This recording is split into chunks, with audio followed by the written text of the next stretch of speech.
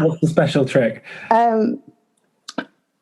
Diary writing, basically. I've got my diary here. It has loads of like highlighter colours all over it. It's mad.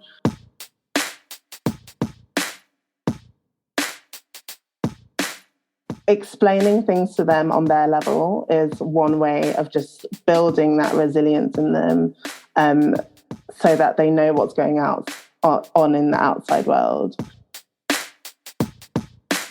Asking how they are and meaning it. So not just a flippant question like, how are you? I actually want to know how you are. Having your friends and peers around, it is really important for children, their social development, their mental health. Online tutoring, even though it seems like we're so far apart, is bringing children together in some way.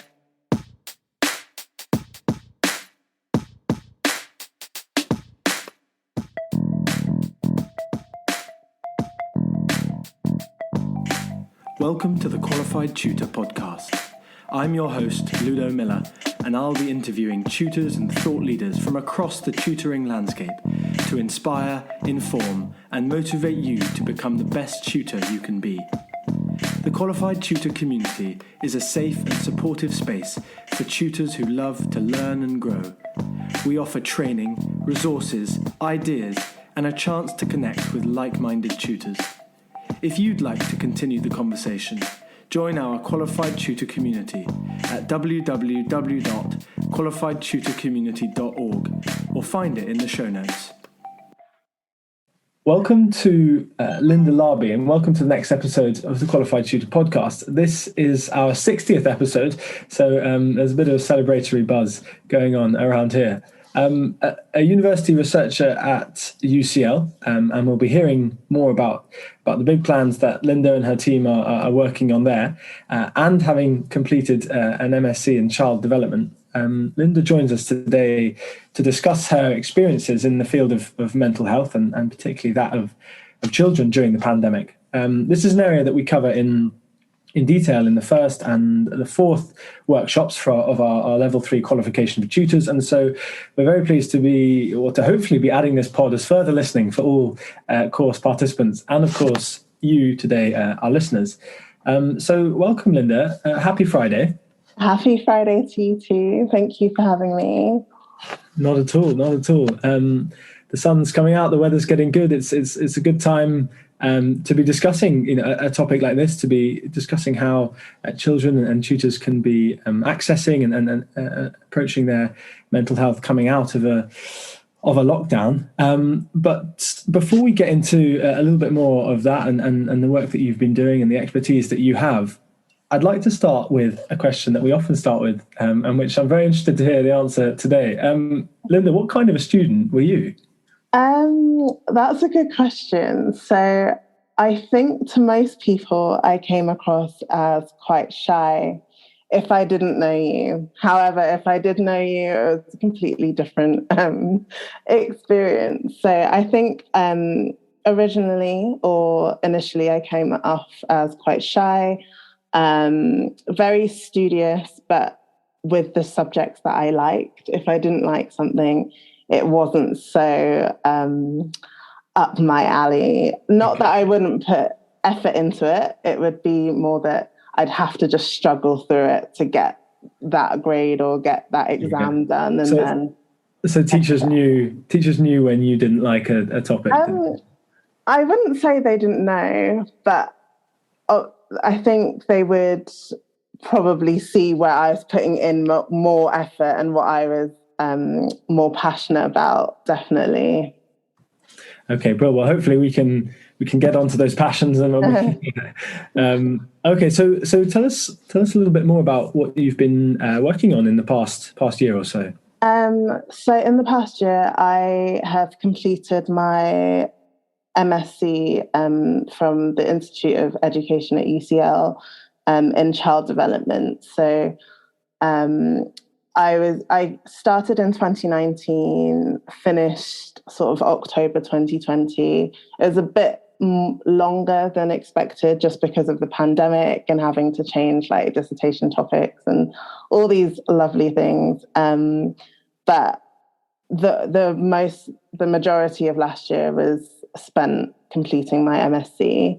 I then went on to working with UCL as a content developer, helping lecturers get all their content online as education, even in higher education, things were changing quite rapidly.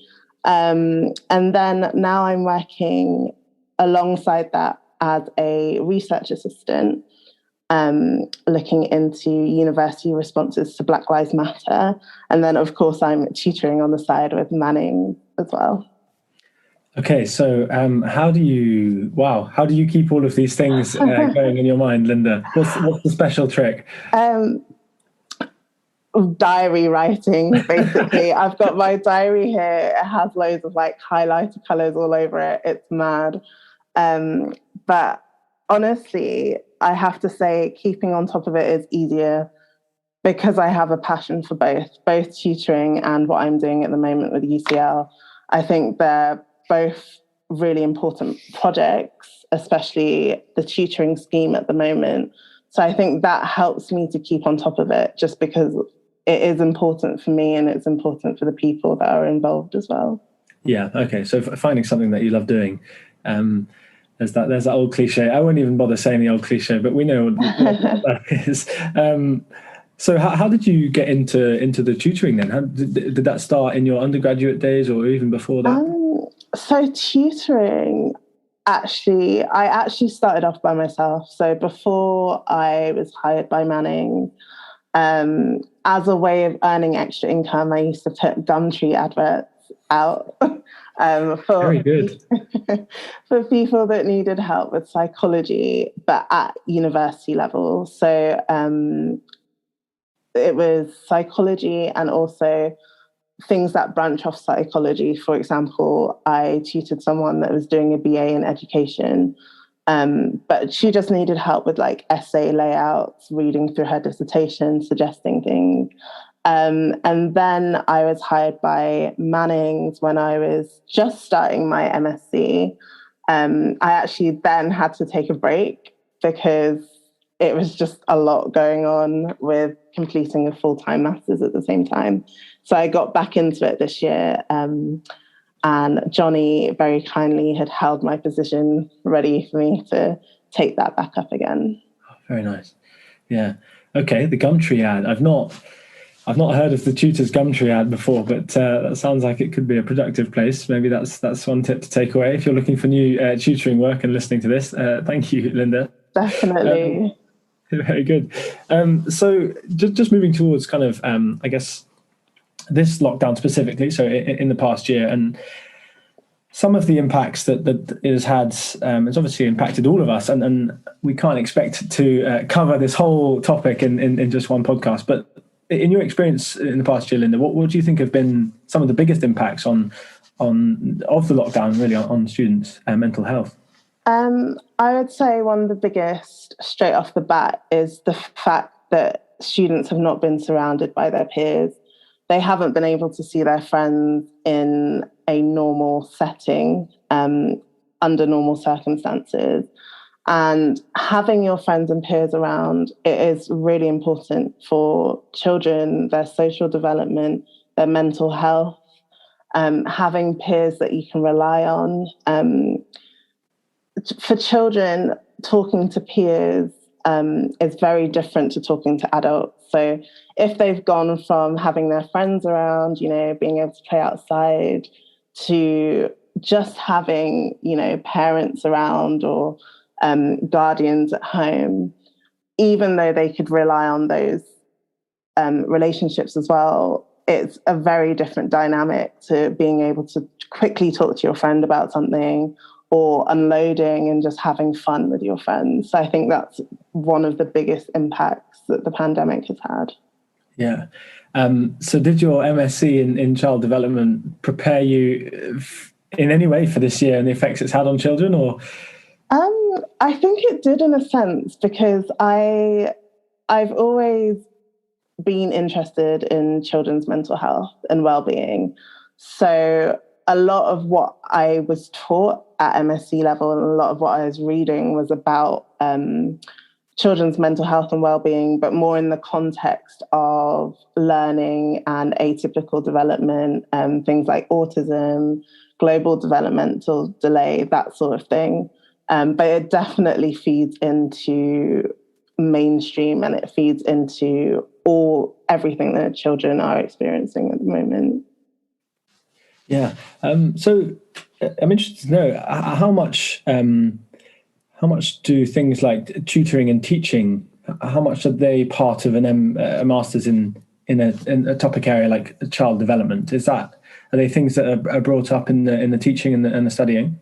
Yes. So I guess this is why my particular course was part of the Institute of Education's programs, because it does touch upon the most effective ways of teaching these children, especially when you're looking at atypical development. It's thinking on a broader sense. For example, for autism, what is the best way of honing their skills in a certain subject? It isn't too concentrated on that, but we definitely did touch on education within that context. Okay, brilliant. Well, bringing that kind of academic rigor and research into the world of tutoring is, certainly very much appreciated and welcome and part of the continuing rise of tutoring as a professional industry, rather than something that people do on the side and don't get their teeth into and that kind of thing. So that's a brilliant approach to have, Linda. Mm-hmm. So just thinking of some of the ways that tutors can help out with the effects that a lockdown may have had on a student's development, what can a tutor do in a session that deals with some of these effects? I would definitely say not jumping straight into your session with, okay, equations, let's go, let's just do this. Because I think with any sort of conversation, any kind of relationship building, you need to start gently. So I never just jump straight into my sessions. I'm always asking how they are, how their week's been. And at first you get, the standard answers like good. But then once you've built a relationship, they're able to tell you, oh, I did this, or something happened this week and I'm not in the mood for tutoring, that sort of thing. But I definitely say just asking how they are and meaning it. So not just a flippant question like, how are you? I actually want to know how you are. So I think just having that sort of relationship with your students straight away is quite a good place to start. Yeah, it can often be, maybe if you have an early morning session or a session right after school, your first couple of minutes, you're expecting, you're, as the tutor, you're bright-eyed and you're ready to go for the session, and the first question is, oh, how was your day? Yeah, good.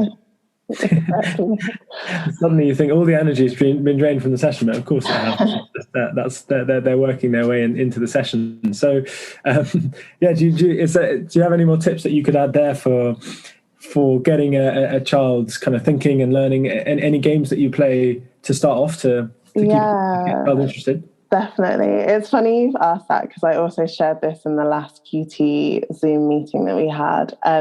I always start with an icebreaker. So it could be match the following definitions that we did in the last lesson, sort of like a game. In my very first tutoring sessions, if I'm just starting off with a school and with a particular class, I do a game called One Like and One Dislike about that subject. So the premise of that is the thing that they say they dislike is normally the thing they're struggling a bit with within that subject. And it's just quite a nice way of informally saying, okay, what is it that you're not quite getting in class at the moment? I always try and build in games. For example, within my year 7 science class, we just did electricity. So it was just how many things around the home can you think of that use electricity? You've got 2 minutes and see if you can beat my score, kind of thing. Just throwing in things like that. Yeah. Okay. So actually, maybe online tutoring has helped in that, you can what's the word? You can harness a student's knowledge of their own home really to get things going. Their comfort in their own home. Okay, that's very okay. So if I do a session on electricity, that's my number one game. Unfortunately, some of my tutoring sessions are often a piece of 11 plus written, a poem or a text. But maybe I need to think of some more ways to elucidate all that. Okay, brilliant. So we've got starting session with getting to know how they're feeling that day, asking them about their day, asking them perhaps what they found tricky at school, what they really enjoyed, any memories from the day, and then maybe a couple of games or activities just to get them kick-started. And that will last kind of typically no longer than 5 to 10 minutes. Yeah, definitely no longer than about 5 to 10 minutes. Because obviously we have other content to cover as well. But I do think when I get to the end of the session and say there's 5 minutes left, we can fit another one in. But typically at the beginning, just 5 to 10 minutes on that. Brilliant, yeah. So there, as we were talking about before, there's a whole load of resources and podcasts and videos and audiobooks about mental health and coping with some of the areas that brings out kind of in yourself, and obviously since lockdown has begun, that those resources have only really exploded because of the effects of lockdown. But what perhaps it would be a good place to start really with what are some of the common misconceptions that people have about children's mental health and well-being? I think one of the most common misconceptions is that children are not as resilient as you think. So that might not be a misconception actually, but what I'm trying to say is children are a lot more resilient than you think. So, this lockdown has had a massive impact, but they will bounce back from this. So, and anything that they're going through now, it isn't so much of a huge it is a huge issue, but it's not so much that they're never going to recover from this. They will. Children are ridiculously resilient. But also just thinking that, especially on the social aspect of side of things, they aren't adults. So they do need to be talked to in a particular way. They need to be, you need to be able to explain to them what is going on. Probably not on the level of the news or anything like that, but just to let them know, what the current situation is, why they can't see their friends in the particular way that they'd like to. And you'll be surprised how children actually do understand these things. And it's always having something to look forward to, I guess, as rules and lockdown relax. Yeah. So are there any ways that we can help, increase our students' resilience, consciously or even kind of without them really noticing?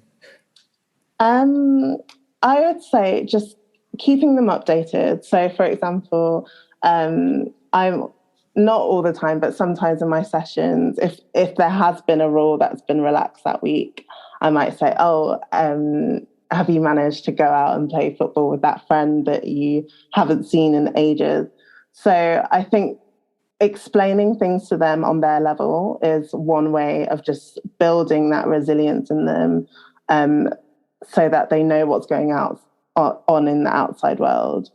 I'd also encourage, even if they can't meet up with all of their friends, a bit like we adults are doing, we're meeting up on Zoom, we're having these sessions, might be meeting up with friends on Zoom that you can't see yet in person or can't, stay over or all these things. So I think just building in things for them that allow them to still see their friends in some way or another, even though things are relaxing now, but just on a greater scale. Yeah. And you had a great story that you told me that's coming out in a blog piece that we're working on together, and which you mentioned in the community about, what was it? It was students meeting up online who'd never have met up if it hadn't been for lockdown. So it was actually two, and it was in the same week, which is crazy, and it was a day after each other. So in one school, they have several different classes for the same year. So these children would have heard of each other, but not necessarily made friends with the other person. So I had a case where they were just logging in and they just couldn't wait to tell me that, oh, I've played with this person. We were playing football outside, and they didn't talk to each other before. And that just shows how online tutoring, even though it seems like we're so far apart, is bringing children together in some way. These children they knew of each other, but outside of that class hadn't really made an effort with each other outside of that, which is so nice to see. And that was a really productive session as well. I think they'd just come in from playing football. So, their brains were ready to learn and everything. So they were very excited to tell me that. Okay, so we might have found the perfect formula for a session then, is it? It's a bit of exercise, and two children who've met each other who would never otherwise have perhaps come across each other. Exactly. Yeah, and the blog that we're releasing soon will be exactly on that theme, just about how the move to the online world has allowed people to connect who would never have been given the chance to connect before. Exactly. And that's really down to the conditions that the lockdown has created, which obviously have largely been very frustrating for everyone. But if there's positives to take from it, then it's exactly that. Okay, so that's another important point to remember. I love just a little bit of exercise before they come into the session. That's a good one to remember. Yeah. And I remember back when I first started tutoring, I worked with this child near where I live in Gloucestershire. And I used to spend 4 or 5 hours with him in one go. And the best, just as you said there, the best 20, 30 minutes we had was just after we kicked the ball about in the garden and had a piece of toast. And I could always tell in the sessions before we had that break, I could just see his mind, I could just see his eyes flitting towards the garden outside that he had, and I could just see him getting slightly distracted. So I guess it's almost like a kind of carrot and stick, isn't it? They have that reward coming up, and you have to work with that and be aware that children, obviously, just like adults, get distracted. Exactly. Yeah. So just on that, on the theme we were just touching on there, on what's some of the positive traits that have come from this lockdown. What skills do you think children have actually improved or have been improved by this pandemic? That is such a good question. I think this pandemic has forced everyone to just stop, and think. Our lives before, and it seems so crazy, but that was 2019 kind of time. That was a completely different life to what we're living now. So I think in this pandemic, children as well as adults have been forced to sort of stop and think and listen and hone in on those skills that are, kind of intrapersonal within yourself. There's now ample amounts of time to sit and think, read a book, listen to podcasts, and sort of do things in a way that is completely different to how you were doing it before. I definitely think critical thinking as well, just given all this time that we've had to, think about that book that you're reading, and did you really like it? Are you going to recommend it to your friend? That sort of thing. It sort of forced us to stop and, hone in on those skills. Yeah, it's certainly a moment to pause, and well, I say a moment, I mean almost 18 months now, but to pause and reflect and to take kind of greater care of you, yourself and your body and your mind. So yeah, I guess perhaps adults maybe are more aware of that, ostensibly, but certainly children have felt that as well, haven't they? That life has slowed somewhat, and that they've had more time to by themselves to read that book or to go for that walk or whatever it is. Brilliant. Well, that's a really good summary of kind of the work that you've been doing and the things that you've picked up on, in the last year, and of course in the tutoring that's come back into your life, Linda, in the last year or so, which is so pleasing to hear.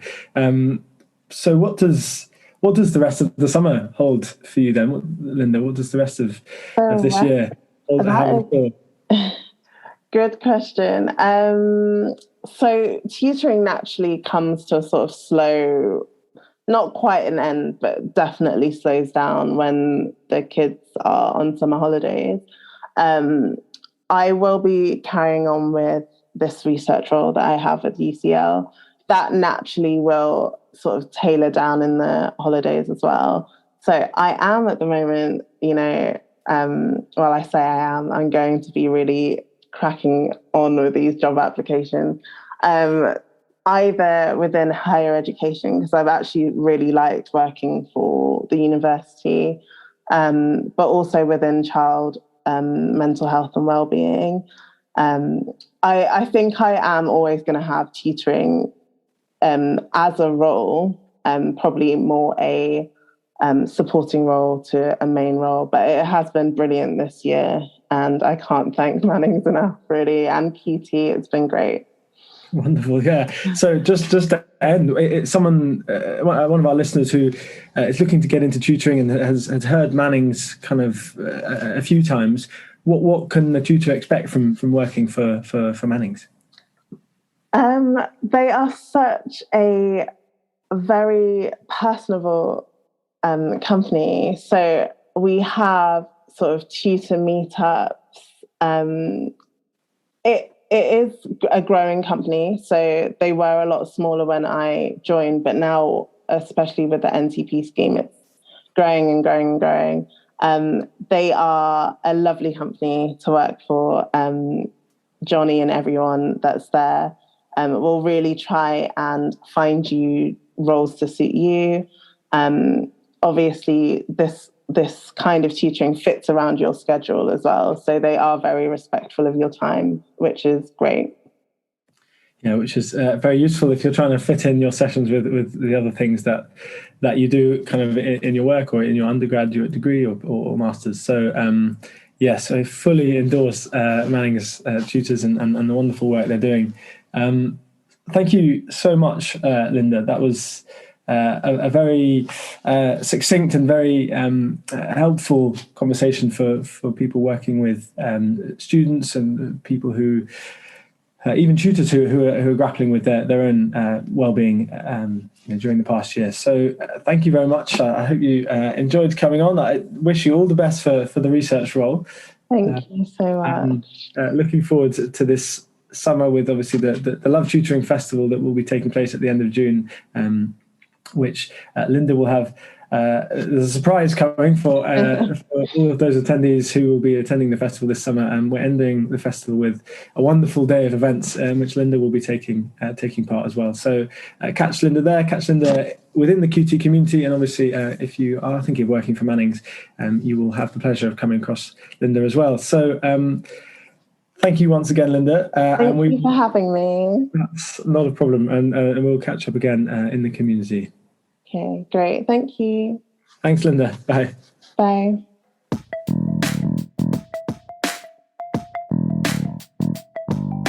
Thanks for listening to the Qualified Tutor podcast, where tutors share their expertise to support the tutoring community.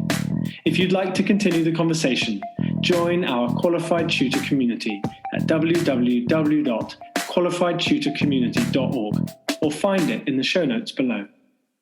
We exist to connect, share, and learn with you because tutoring is a small job that makes a big difference.